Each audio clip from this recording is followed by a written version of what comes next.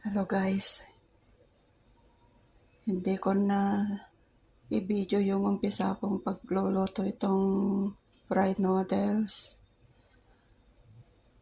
kasi nagmamadali ako.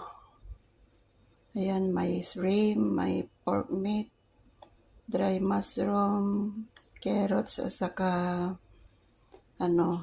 cabbage. Yummy.